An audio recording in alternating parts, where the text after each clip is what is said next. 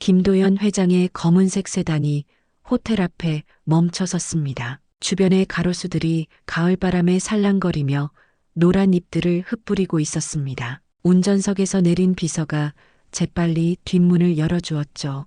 회장님 도착했습니다. 이번 방문 일정은 어떻게 진행할까요? 김도연은 천천히 차에서 내리며 깊은 숨을 들이마셨습니다. 68배 나이가 무색하게 그의 등은 여전히 고닫고 눈빛은 날카로웠습니다. 하지만 세월의 흔적은 깊게 파인 주름과 희끗한 머리카락에 고스란히 담겨 있었어요. 일단 프론트부터 둘러봐야겠네. 직원들에게 내가 온다고 미리 알리지 않았지? 네, 회장님 지시대로 아무도 모르게 해두었습니다. 김도연은 고개를 끄덕였습니다. 그는 이렇게 불시에 방문하는 것을 좋아했어요. 직원들이 준비할 시간을 주지 않고 호텔의 실제 모습을 보기 위해서였죠. 수십 년간 그가 일궈온 서울 프라임 호텔 체인의 진정한 가치는 언제나 변함없는 서비스 품질에 있었으니까요. 로비로 들어서자 익숙한 분위기가 그를 반겼습니다.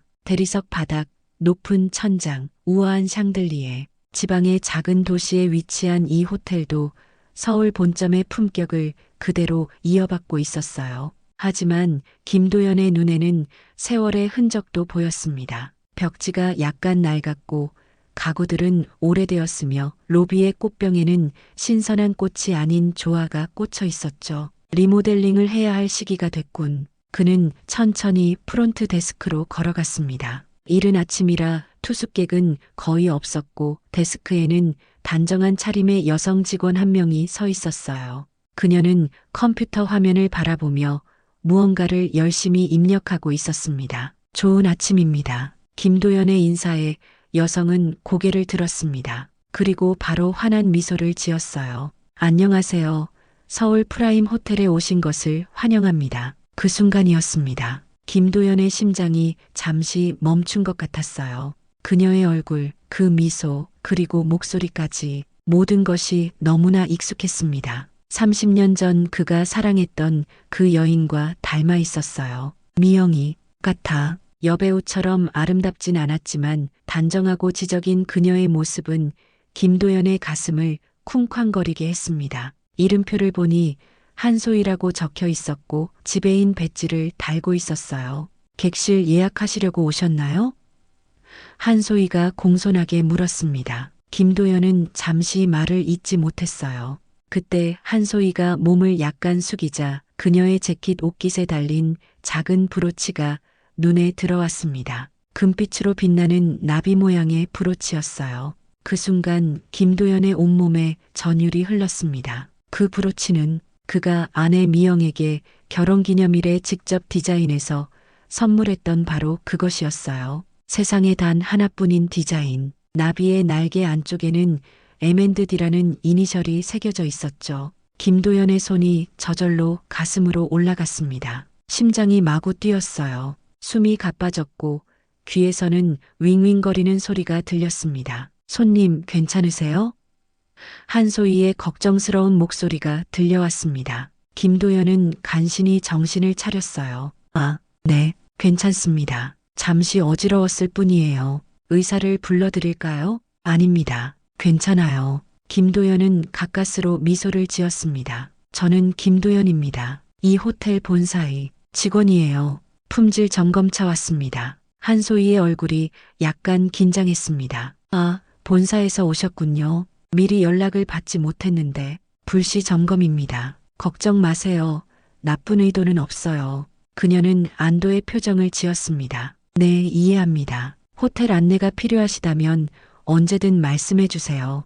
김도연은 그녀의 브로치를 다시 한번 바라보았어요. 착각일 리가 없었습니다. 그것은 분명 미영의 브로치였어요. 30년 전 교통사고로 아내와 5살 딸 수아를 잃은 후 그 브로치는 시신과 함께 사라졌던 것이었습니다. 어떻게 이 브로치가 여기에?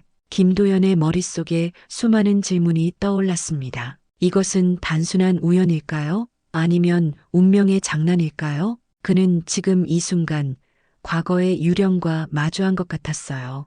회장님, 비서가 다가와 속삭였습니다. 일정이 있으십니다. 김도연은 고개를 끄덕였지만 그의 시선은 여전히 한소희에게 머물러 있었어요. 이제 그는 알아야 했습니다. 한소희는 누구인지, 그리고 그 브로치는 어떻게 그녀의 손에 들어갔는지를. 김도연은 그날 하루 종일 호텔을 둘러보았지만 그의 마음은 온통 한소희와 그 브로치에 대한 생각으로 가득 찼습니다. 객실 점검, 주방 시설 확인, 직원 교육 현황 검토 등 계획된 일정을 기계적으로 소화했지만 그의 시선은 자꾸만 프론트 데스크로 향했어요. 회장님, 다음은 마케팅 회의가 잡혀 있습니다. 비서가 일정표를 보여주었습니다. 김도연은 무심코 고개를 끄덕였지만 문득 결심이 섰어요.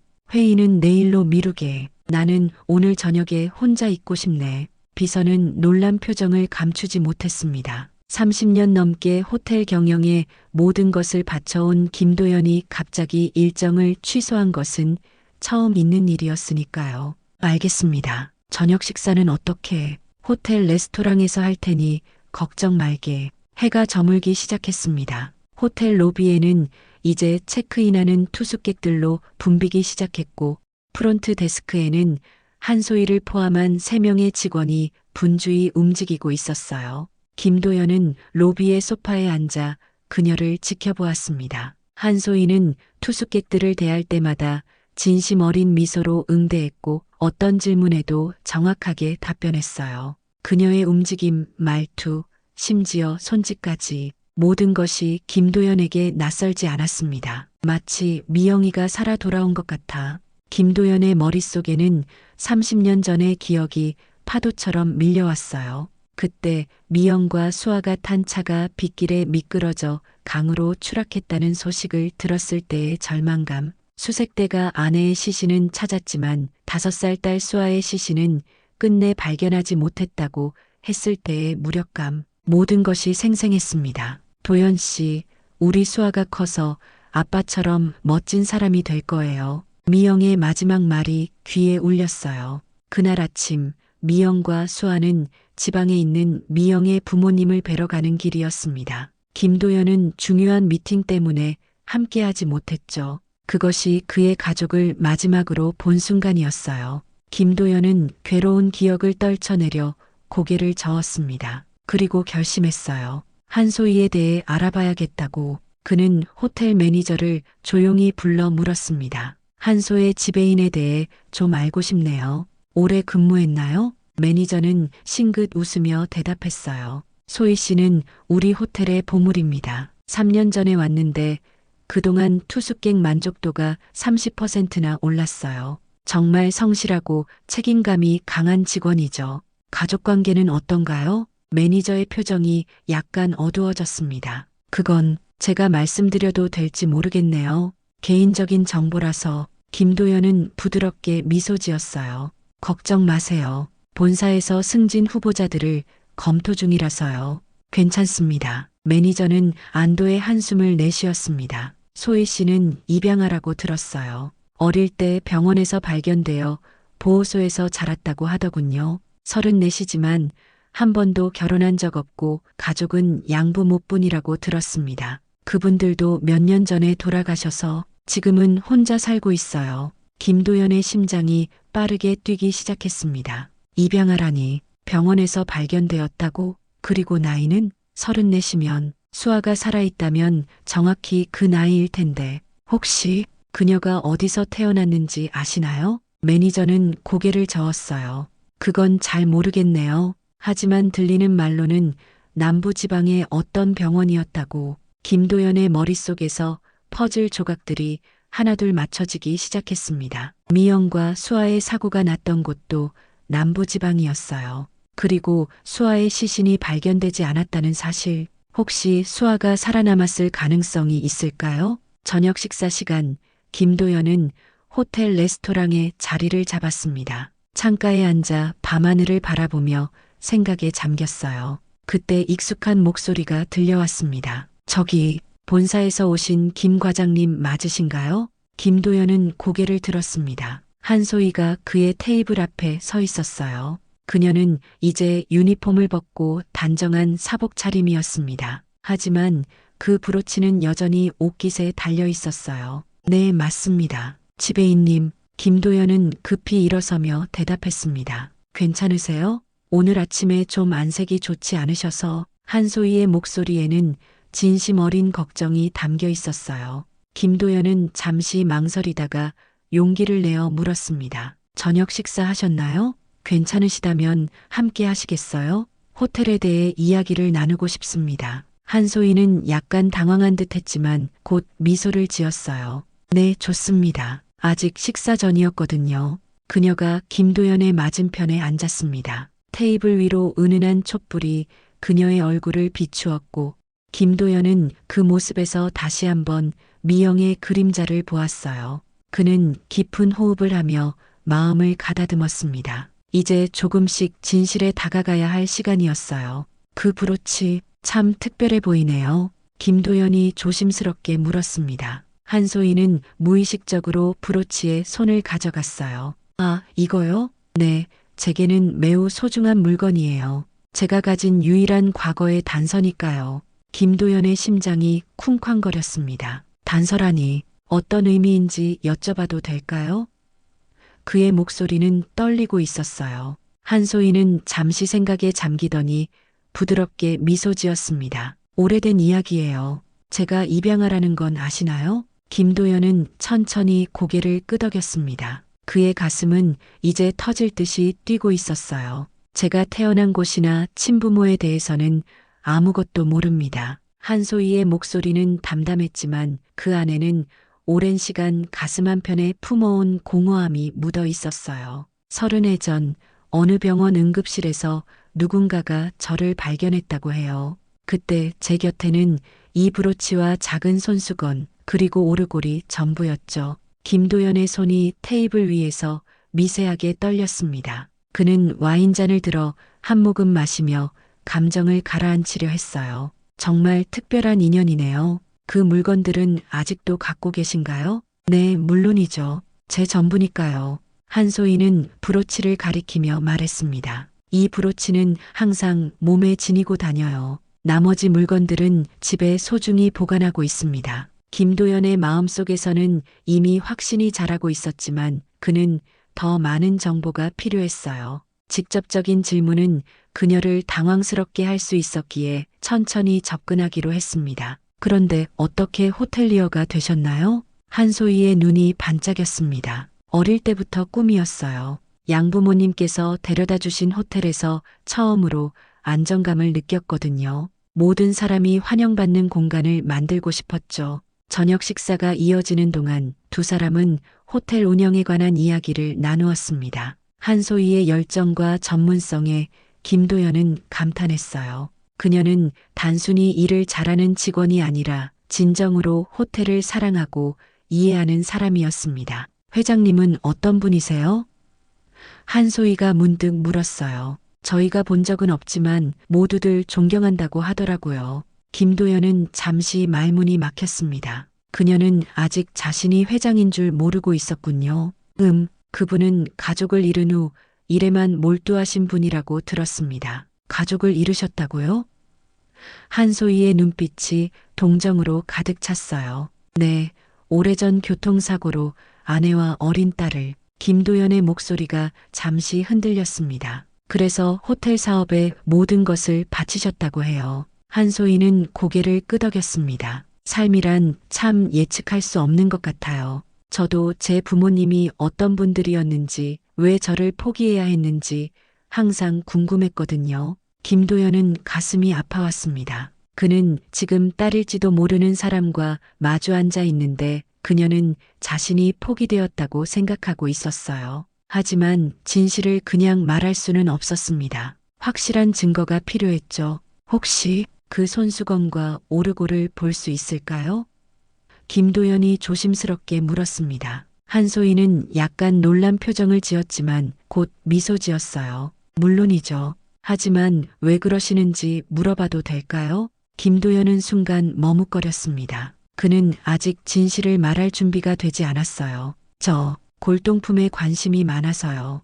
오래된 물건들에 담긴 이야기를 듣는 걸 좋아합니다. 그렇군요. 내일 퇴근 후에 가능할 것 같아요. 제 아파트가 호텔에서 멀지 않거든요. 식사를 마친 후 김도연은 호텔 로비에서 한소희와 헤어졌습니다. 그녀가 사라진 후 그는 비서에게 전화를 걸었어요. 좋은 변호사와 사립 탐정을 구해줘. 그리고 DNA 검사를 신속하게 할 수 있는 방법도 알아봐. 다음 날 아침 김도연은 호텔 구석구석을 점검하며 한소희의 근무 태도를 지켜보았습니다. 그녀는 동료들과 원활하게 소통하고 문제가 생기면 빠르게 해결했어요. 어떤 투숙객이 예약에 문제가 있다고 항의했을 때도 한소희는 침착하게 상황을 처리했습니다. 미영이의 침착함을 닮았군. 점심시간 김도연은 호텔 주변을 산책하다가 우연히 한소희를 발견했습니다. 그녀는 벤치에 앉아 도시락을 먹고 있었어요. 그 모습이 너무 외로워 보여 김도연의 마음이 아팠습니다. 내 딸이 30년 동안 이렇게 혼자였다니. 오후에는 탐정으로부터 첫 보고가 왔습니다. 한소희는 30해 전 남부지방의 한 병원 응급실 앞에서 발견되었고 당시 그녀의 나이는 대략 4, 5살로 추정되었다고 해요. 발견 당시 의식은 있었지만 심한 충격으로 말을 하지 못했고 자신의 이름이나 부모에 대해 아무것도 기억하지 못했다고 합니다. 그리고 결정적인 정보가 있었어요. 그 병원은 미영과 수아의 사고 현장에서 불과 10km 떨어진 곳이었습니다. 시기도 정확히 일치했죠. 살아있었구나. 수아가 살아있었어. 김도연은 주체할 수 없는 감정에 복도 한 구석에 주저앉았습니다. 30년 동안 그는 딸이 죽었다고 믿고 살았어요. 장례식도 치르지 못한 채 빈관을 묻었죠. 그런데 수아는 살아있었고 그것도 아버지를 모른 채 혼자서 자라났던 것입니다. 김 과장님 괜찮으세요? 김도연은 고개를 들었습니다. 한소희가 걱정스러운 표정으로 그를 바라보고 있었어요. 아, 네. 그냥 좀 어지러워서요. 그는 가까스로 일어났습니다. 얼굴이 창백하세요. 의무실에 가보시는 게 어떨까요? 괜찮습니다. 감사해요. 김도연은 그녀의 눈을 바라보았습니다. 그 눈에는 미영의 따스함이 담겨 있었어요. 저녁에 약속 지키실 수 있나요? 한소희는 미소 지었습니다. 네, 물론이죠. 6시에 퇴근하니 7시에 제 아파트로 오시면 됩니다. 그날 저녁 김도연은 한소희의 아파트 앞에 서 있었습니다. 작고 아담한 아파트였지만 정갈하게 꾸며진 현관이 인상적이었어요. 그는 깊은 숨을 들이마시고 초인종을 눌렀습니다. 한소희가 문을 열었습니다. 그녀는 편안한 홈웨어 차림이었지만 여전히 그 브로치를 달고 있었어요. 어서 오세요, 김 과장님. 김도연은 정중하게 고개를 숙이고 아파트로 들어섰습니다. 작지만 아늑한 공간이었어요. 벽에는 몇 장의 사진이 걸려 있었는데 대부분 한소희와 나이든 부부의 모습이었습니다. 양부모님과 찍은 사진인가요? 김도연이 물었습니다. 네, 정말 좋은 분들이셨어요. 5살 때부터 20살까지 함께 살았죠. 두 분 다 몇 년 전에 돌아가셨어요. 한소희는 김도연을 소파로 안내했습니다. 그리고 작은 나무 상자를 가져왔어요. 여기 제가 말씀드렸던 물건들이에요. 김도연의 손이 떨렸습니다. 그는 천천히 상자를 열었어요. 그 안에는 바랜 분홍색 손수건과 작은 오르골이 들어 있었습니다. 손수건 한쪽에는 SK라는 이니셜이 수놓아져 있었어요. 수아 김SUA 김의 이니셜이었습니다. 김도연의 눈에서 눈물이 흘러내렸습니다. 그는 손수건을 조심스럽게 집어들었어요. 미영이 수아의 첫 생일에 직접 수놓은 것이었습니다. 김 과장님? 한소희의 목소리가 멀리서 들려오는 것 같았어요. 김도연은 마침내 입을 열었습니다.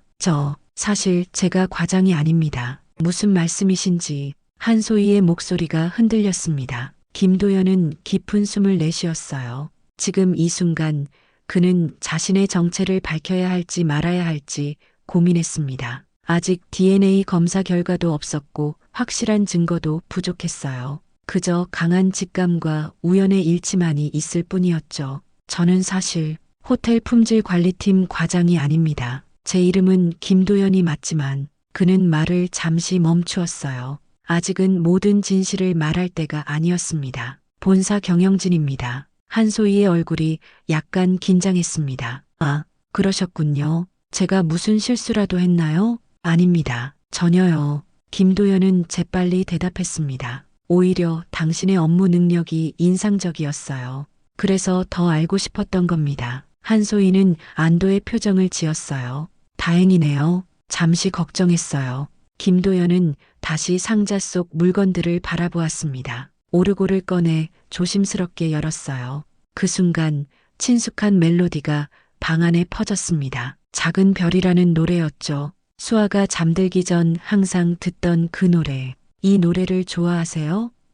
김도연이 떨리는 목소리로 물었습니다. 한소희는 눈을 감고 멜로디에 몸을 맡겼어요. 네, 어릴 때부터 이 노래를 들으면 마음이 평온해져요. 마치 누군가가 저를 안아주는 것 같은 느낌이 들죠. 김도연의 가슴이 찢어지는 듯 했습니다. 그는 수아를 재울 때마다 이 오르골을 틀어주곤 했었어요. 그리고 노래가 끝날 때까지 수아의 작은 손을 잡고 있었죠. 손수건의 이니셜은 무슨 뜻인지 아시나요?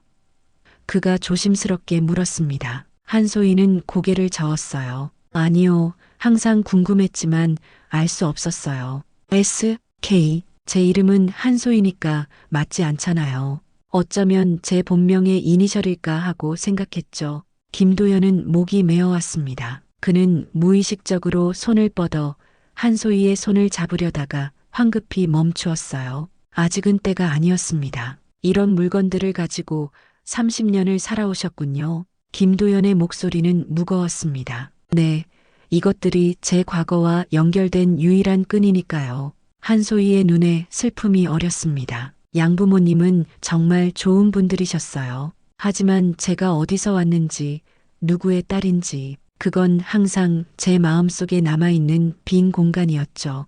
김도연은 자신의 감정을 억누르기 위해 애썼어요. 지금 당장 그녀를 껴안고 내가 내 딸이다라고 말하고 싶었지만 그건 너무 성급한 일이었습니다. 그들 사이에는 30년이라는 시간이 흐르고 있었으니까요. 대화는 깊어져 갔습니다. 한소희는 자신의 어린 시절, 양부모와의 생활, 호텔리어가 되기까지의 여정을 이야기했어요. 김도연은 그녀의 모든 말을 가슴 깊이 새겼습니다. 그의 딸이 살아온 삶의 조각들을 하나하나 모으는 것 같았어요. 그런데 왜 이런 것들에 관심을 가지시는 거죠? 한소희가 문득 물었습니다. 단순한 호기심 이상으로 보이는데요. 김도연은 잠시 망설였습니다. 그리고 조심스럽게 대답했어요. 당신의 브로치가 제가 오래전에 잃어버린 소중한 물건과 매우 비슷해서요. 한소희의 눈이 커졌습니다. 정말요? 이 브로치는 세상에 단 하나뿐이라고 생각했는데 제가 한 가지 제안을 해도 될까요? 김도연이 조심스럽게 말을 이었습니다. 혹시 DNA 검사를 해보는 건 어떨까요? 당신의 친부모를 찾는데 도움이 될지도 모릅니다. 한소희는 놀란 표정이었지만 곧 생각에 잠겼어요. DNA 검사요? 어떻게요? 제가 도와드리겠습니다. 본사에 좋은 연결망이 있어요. 김도연은 진심 어린 목소리로 말했습니다. 물론 원하지 않으시면 강요하진 않겠습니다. 한소희는 잠시 침묵했어요. 그리고 마침내 고개를 끄덕였습니다. 좋아요. 해보죠. 사실 제 친부모에 대해 항상 알고 싶었거든요. 그들이 살아계신지, 왜 저를 포기했는지. 김도연의 가슴이 아팠습니다. 그는 자신의 딸이 포기되었다고 생각하게 놔둘 수 없었어요. 하지만 지금은 그저 고개를 끄덕일 뿐이었습니다. 내일 검사를 준비해 드리겠습니다. 간단한 구강세포 채취만으로 가능해요. 그날 밤 김도연은 호텔 스위트룸에서 잠을 이루지 못했습니다. 창밖으로 보이는 도시의 불빛을 바라보며 그는 지난 30년을 돌이켜 보았어요. 아내와 딸을 잃은 후 그는 완전히 일에만 몰두했습니다. 슬픔을 견디는 유일한 방법이었죠. 그 결과 서울 프라임 호텔은 전국적인 체인으로 성장했고 그는 호텔업계의 거물이 되었어요. 하지만 그의 심장은 늘 텅 비어 있었습니다. 미영아, 우리 수아가 살아있었어. 그것도 이렇게 가까이에. 다음 날 아침 김도연은 신뢰할 수 있는 의사를 호텔로 불렀습니다. 한소희에게는 본사의 직원 건강검진 프로그램이라고 설명했어요. 그녀는 의심 없이 검사에 응했고 김도연도 자신의 DNA 샘플을 제공했습니다. 결과는 얼마나 걸릴까요? 한소희가 물었습니다. 보통은 일주일 정도 걸리지만 긴급 처리를 요청해 두었어요. 3일 안에 나올 겁니다. 김도연이 대답했어요. 그 3일은 김도연에게 영원처럼 느껴졌습니다. 그는 호텔 점검을 마무리하면서도 계속 한소희와 가까이 있으려 했어요. 그들은 함께 식사를 하고 호텔 경영에 대해 이야기를 나누었습니다. 한소희는 놀라운 통찰력과 열정을 보여주었고 김도연은 그녀가 자신을 닮았다는 생각에 가슴이 뭉클했어요. 셋째 날 저녁 마침내 의사로부터 전화가 왔습니다. 김도연은 떨리는 손으로 전화를 받았어요. 김 회장님, 결과가 나왔습니다. 어떻게 됐습니까? 일치합니다. 부녀 관계가 확실합니다. 김도연의 눈에서 눈물이 흘러내렸습니다. 그는 아무 말도 할 수 없었어요. 단지 전화기를 꽉 쥐고 있을 뿐이었습니다. 회장님, 괜찮으세요? 네, 감사합니다. 보고서를 메일로 보내주십시오. 통화를 마친 김도연은 창가에 서서 깊은 숨을 내쉬었습니다. 이제 확실해졌어요. 한소희는 그의 딸 수아였습니다. 그의 잃어버렸던 딸이 살아있었고 그것도 그의 호텔에서 일하고 있었어요. 운명이라고밖에 설명할 수 없었습니다. 하지만 이제 가장 큰 문제가 남았습니다. 어떻게 한소희에게 진실을 말해야 할까요? 이런 충격적인 사실을 갑자기 알게 된다면 그녀는 어떤 반응을 보일까요? 믿어줄까요? 아니면 거부할까요? 김도연은 결심했습니다. 내일 그는 한소희에게 모든 것을 말할 것입니다. 그러나 그 전에 그녀의 브로치에 대해 더 알아볼 필요가 있었어요. 그 브로치는 어떻게 그녀에게 전해졌을까요? 그리고 혹시 그 안에 더 많은 비밀이 숨겨져 있을지도 모릅니다. 그는 한소희에게 전화를 걸었습니다. 내일 저녁에 시간 괜찮으세요? 중요한 얘기가 있습니다. 다음 날 저녁 김도연은 호텔의 VIP 라운지를 예약했습니다. 창밖으로는 도시의 불빛이 아름답게 빛나고 있었고 테이블 위에는 와인과 간단한 음식들이 놓여 있었어요. 그는 마음을 진정시키기 위해 깊은 숨을 여러 번 내쉬었습니다. 오늘 밤 그는 30년 동안 잃어버렸던 딸에게 진실을 말할 것이었어요. 문이 열리고 한소희가 들어왔습니다. 그녀는 단정한 원피스를 입고 있었고 여전히 그 브로치를 달고 있었어요. 안녕하세요, 김 이사님. 한소희가 밝게 인사했습니다. 그녀는 아직도 김도연을 본사 이사로 알고 있었어요. 앉으세요, 소희 씨. 김도연은 미소 지으며 자리를 권했습니다. 그리고 와인을 따라 주었어요. 한소희는 주변을 둘러보았습니다. 이렇게 격식 있는 자리를 마련하셨네요. 무슨 일이신가요? 김도연은 잠시 침묵했습니다. 그리고 조심스럽게 말을 꺼냈어요. DNA 검사 결과가 나왔습니다. 한소희의 눈이 커졌습니다. 정말요? 어떻게 됐나요? 제 친부모에 대한 단서라도 있나요? 김도연은 천천히 고개를 끄덕였습니다. 네, 있습니다. 하지만 그 전에 당신에게 사과해야 할 것이 있어요. 사과요? 한소희는 의아한 표정이었습니다. 저는 당신에게 정체를 속였습니다. 제가 호텔 이사가 아니에요. 김도연은 깊은 숨을 내쉬었습니다. 저는 김도연입니다. 서울 프라임 호텔의 회장이죠. 한소희의 입이 벌어졌습니다. 회장님이 직접 오셨다고요? 왜 그러신 거죠? 당신의 브로치를 봤을 때 저는 충격을 받았습니다. 그 브로치는 제가 30년 전 아내에게 선물했던 것과 똑같았거든요. 한소희는 무의식적으로 브로치에 손을 가져갔습니다. 그럴 리가 없어요. 이건 제가 병원에서 발견되었을 때부터 가지고 있던 건데. 맞습니다. 김도연의 눈에 눈물이 고였습니다. 30년 전 저는 교통사고로 아내와 5살 난 딸을 잃었다고 생각했어요. 아내의 시신은 발견되었지만 딸의 시신은 끝내 찾지 못했죠. 한소희의 얼굴이 창백해졌습니다. 그녀는 김도연의 말이 어디로 향하는지 짐작하기 시작했어요. 제 딸의 이름은 수아였습니다. 김수아. 김도연의 목소리가 떨렸습니다. 그 손수건에 수놓아진 SK는 그 이름의 이니셜이에요. 한소희의 눈에서 눈물이 흘러내렸습니다. 그녀는 말을 잇지 못하고 그저 김도연을 바라보았어요. DNA 검사 결과 우리는 김도연은 잠시 숨을 고르고 계속했습니다. 당신은 제 딸이에요, 소희 씨. 아니, 수아야. 방 안에 정적이 흘렀습니다. 한소희는 얼어붙은 듯 아무 말도 하지 못했어요. 그녀의 손이 테이블 위에서 떨리고 있었습니다. 믿기 어려우시겠지만 이것이 진실입니다. 김도연은 서류 봉투를 건넸습니다. 여기 DNA 검사 결과가 있어요.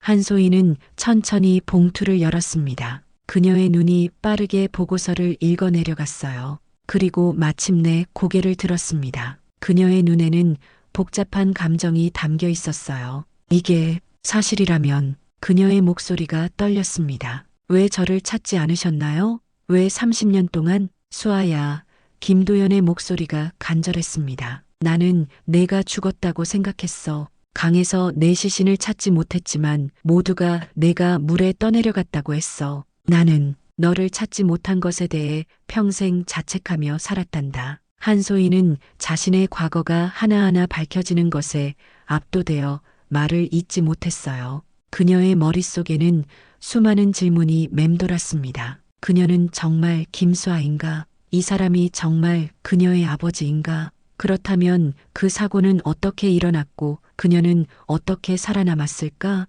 저는 기억이 없어요. 한소희가 마침내 입을 열었습니다. 병원에서 깨어났을 때 저는 제 이름도 가족도 아무것도 기억하지 못했어요. 김도연은 눈물을 참으며 이야기를 계속했어요. 사고 당시 너는 엄마와 함께 차에 있었어. 빗길에 차가 미끄러져 강으로 추락했지. 수색대가 엄마의 시신은 찾았지만 내 모습은 끝내 찾지 못했단다. 그런데 어떻게 제가 살아남았을까요?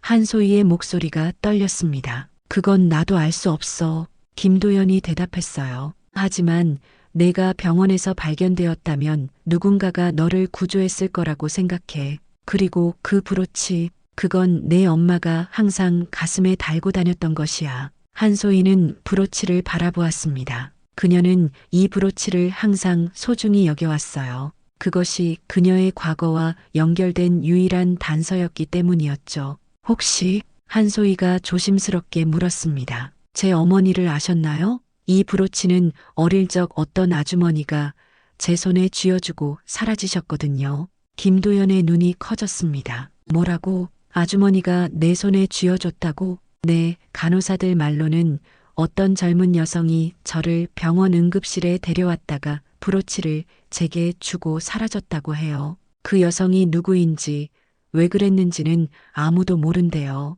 김도연은 심장이 쿵쾅거리는 것을 느꼈습니다. 그럴 리가. 미영이는 사고 현장에서. 미영이요? 그게 제 어머니 이름인가요? 그래, 내 엄마 이름은 김미영이었어. 세상에서 가장 다정하고 강인한 여성이었지. 김도연의 눈에서 눈물이 흘러내렸습니다. 그런데 어떻게 그녀가 너에게 브로치를 줄 수 있었을까? 한소희는 천천히 브로치를 만지작거렸습니다. 그녀는 어릴 때부터 이 브로치에 특별한 애착을 느꼈어요. 마치 그것이 그녀를 지켜주는 것 같았죠. 혹시 이 브로치를 한번 보여주실 수 있을까요?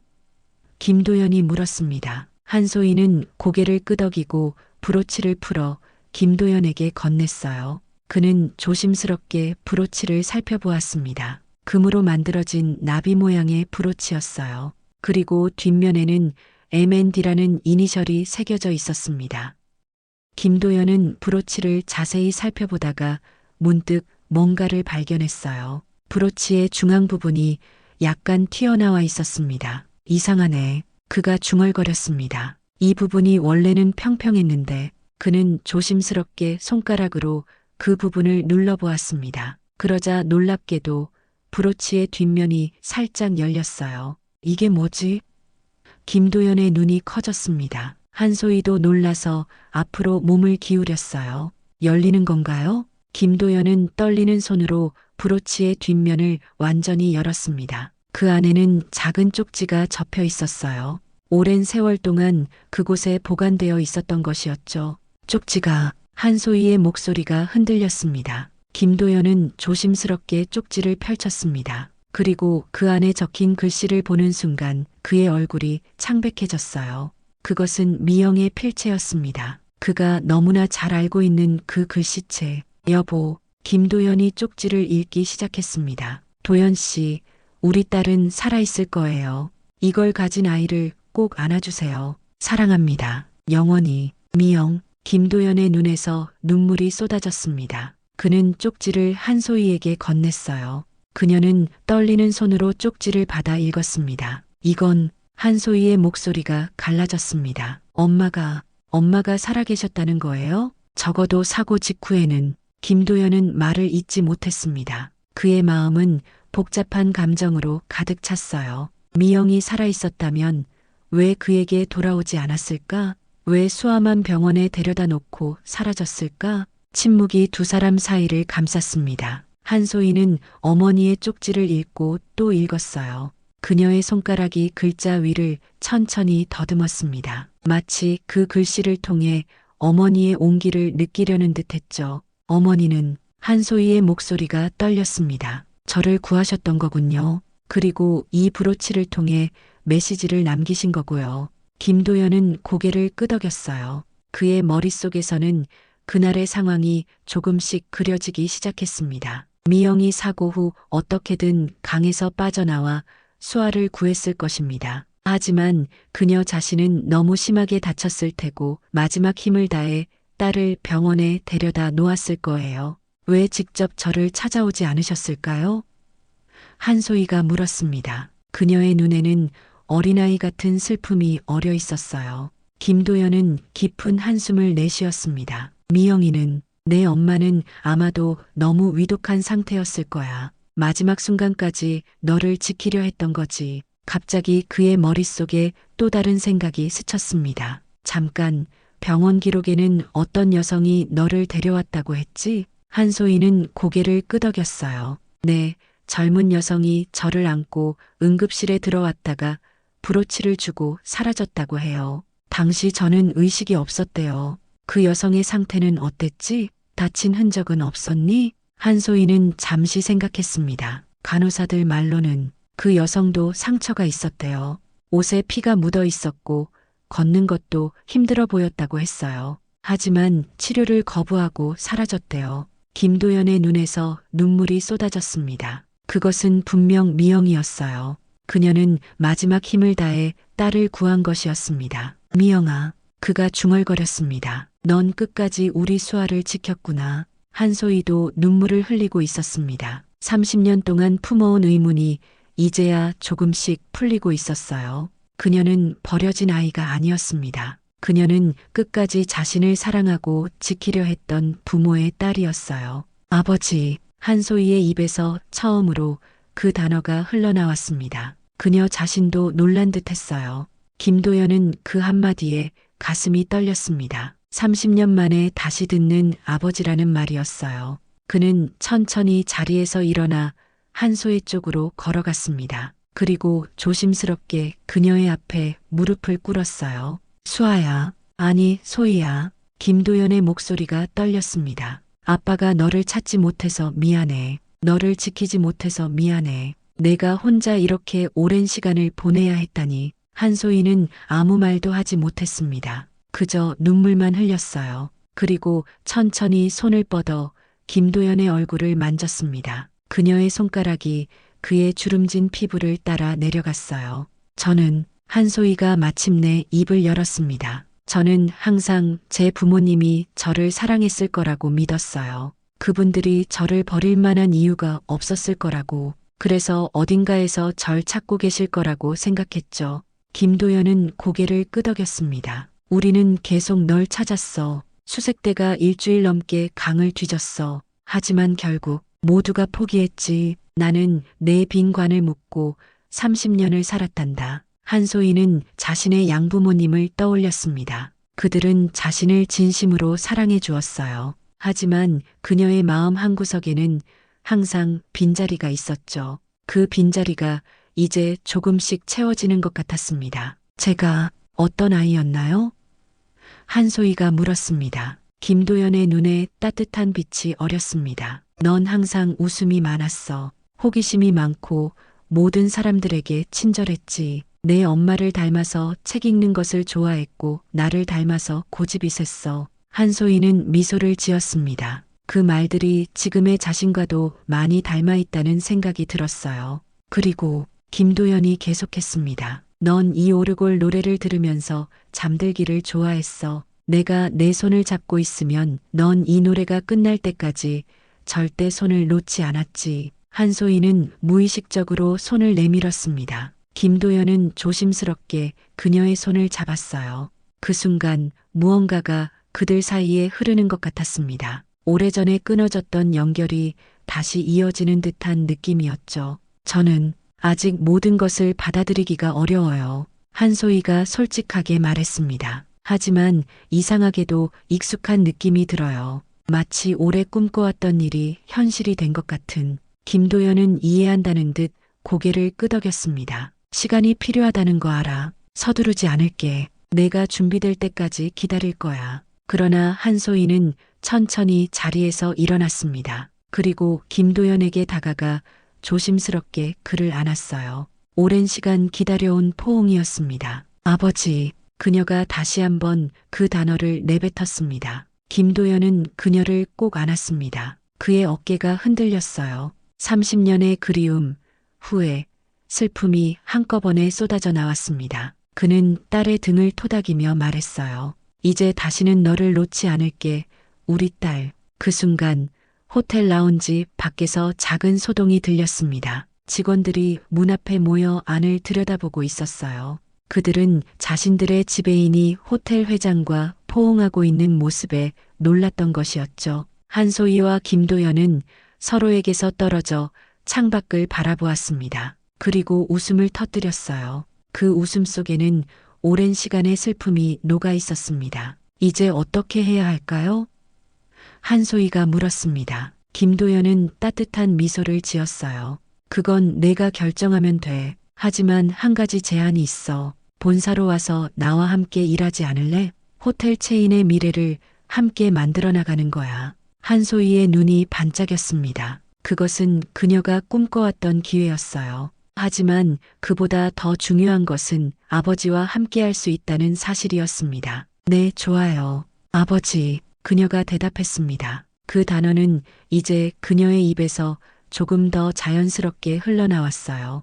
김도연은 브로치를 다시 한소희에게 건넸습니다. 이건 내 엄마의 마지막 선물이야. 항상 간직하렴. 한소희는 브로치를 받아 가슴에 달았습니다. 이제 그 브로치는 단순한 장신구가 아니었어요. 그것은 그녀의 과거와 현재 그리고 미래를 연결하는 달이었습니다. 그들이 라운지를 나설 때 호텔 직원들이 복도에 줄지어 서 있었습니다. 한소희의 동료들은 무슨 일이 있었는지 궁금해하는 표정이었어요. 김도연은 잠시 멈춰서서 직원들을 바라보았습니다. 그리고 환한 미소를 지었어요. 여러분, 제 소개가 늦었습니다. 저는 서울 프라임 호텔의 회장 김도연입니다. 그리고 이분은 제 딸 김수아입니다. 직원들의 입에서 놀라움의 탄성이 흘러나왔습니다. 그들은 자신들의 지배인이 호텔 회장의 딸이라는 사실에 충격을 받은 듯 했어요. 한소희는 아버지를 바라보았습니다. 그리고 따뜻한 미소를 지었어요. 사실은 한소희입니다. 아마도 앞으로도 그럴 것 같네요. 하지만 맞아요. 저는 김도연 회장님의 딸입니다. 직원들 사이에서 작은 박수 소리가 터져 나왔습니다. 그들 중 몇몇은 눈시울을 붉히기도 했어요. 한소희는 항상 직원들에게 친절하고 공정했기에 모두가 그녀를 진심으로 존경했던 것이었죠. 김도연과 한소희는 나란히 호텔 로비를 걸어 나갔습니다. 그들 앞에는 새로운 시작이 기다리고 있었어요. 30년의 세월을 뛰어넘어 아버지와 딸은 마침내 서로를 찾았습니다. 그리고 그들의 이야기는 이제 막 시작되고 있었습니다. 1년이 지났습니다. 서울 프라임 호텔 본사의 창문으로 따스한 봄 햇살이 스며들고 있었어요. 한소희는 창가에 서서 도시의 풍경을 바라보고 있었습니다. 그녀는 이제 호텔 체인의 부사장이 되었어요. 회의 준비됐어요. 소희 씨, 비서가 조용히 알렸습니다. 한소희는 고개를 끄덕이고 회의실로 향했어요. 그곳에는 김도연과 다른 임원들이 이미 자리에 앉아 있었습니다. 김도연은 딸을 보자 환한 미소를 지었어요. 자, 이제 시작하죠. 한소희가 프레젠테이션을 시작했습니다. 오늘은 가족을 위한 호텔이라는 새로운 브랜드 컨셉을 소개해 드리겠습니다. 그녀의 프레젠테이션은 호텔이 단순한 숙박시설이 아니라 사람들이 가족처럼 느낄 수 있는 공간이 되어야 한다는 내용이었어요. 특히 그녀는 입양아들과 그 가족들을 위한 특별 프로그램도 제안했습니다. 우리는 단순히 호텔 사업을 하는 것이 아닙니다. 우리는 사람들에게 집과 같은 느낌을 선사하는 일을 하고 있어요. 회의가 끝난 후 김도연은 딸에게 다가왔습니다. 오늘 프레젠테이션 정말 인상적이었어. 내 어머니가 봤다면 정말 자랑스러워했을 거야. 한소희는 옷깃에 달린 브로치를 만졌습니다. 그녀는 여전히 그 브로치를 항상 지니고 다녔어요. 어머니는 언제나 우리와 함께 계시잖아요. 그들은 함께 김도연의 사무실로 향했습니다. 벽에는 미영과 어린 수아의 사진이 걸려 있었어요. 그리고 그 옆에는 김도연과 한소희의 최근 사진도 있었습니다. 내일이 어머니의 기일이죠? 한소희가 물었습니다. 김도연은 고개를 끄덕였어요. 그래, 이번에는 내가 함께 가자. 한소희는 미소 지었습니다. 그녀는 아직 어머니의 묘소를 방문한 적이 없었어요. 그것은 그녀에게 큰 의미가 있는 일이었습니다. 아버지, 저 한 가지 더 계획이 있어요. 한소희가 조심스럽게 말했습니다. 제가 자랐던 보육원을 위한 재단을 만들려고 해요. 저처럼 가족을 잃은 아이들을 돕는 일이죠. 김도연의 눈에 자부심이 가득 찼습니다. 그거 정말 좋은 생각이구나. 내가 전폭적으로 지원하마. 한소희는 창밖을 바라보았습니다. 봄바람에 벚꽃잎들이 흩날리고 있었어요. 그녀의 인생은 1년 전과는 완전히 달라져 있었습니다. 이제 그녀에게는 아버지가 있었고 과거의 퍼즐이 완성되어 있었어요. 하지만 더 중요한 것은 미래였습니다. 그녀는 이제 자신의 정체성을 바탕으로 새로운 삶을 만들어 나가고 있었어요. 오늘 저녁에 시간 있으세요? 한소희가 물었습니다. 제가 저녁 식사를 준비했어요. 어머니의 레시피대로 만든 된장찌개요. 김도연의 눈이 반짝였습니다. 미영이의 된장찌개 어떻게 알았니? 한소희는 미소 지었어요. 양어머니께서 항상 말씀하셨어요. 제가 어릴 때부터 된장찌개를 유독 좋아했다고요. 마치 이미 알고 있던 맛인 것처럼요. 김도연은 눈물을 참으며 고개를 끄덕였습니다. 그래, 내 엄마는 정말 맛있는 된장찌개를 만들었단다. 그날 저녁 아버지와 딸은 함께 식사를 하며 오랜 시간의 이야기를 나누었습니다. 과거의 아픔은 여전히 그들 안에 있었지만 그것은 이제 그들을 더 강하게 만드는 힘이 되었어요. 그들은 서로를 통해 잃어버렸던 가족의 의미를 다시 찾았습니다. 창밖으로 별들이 빛나기 시작했습니다. 한소희는 문득 생각했어요. 어쩌면 그 별들 중 하나가 어머니일지.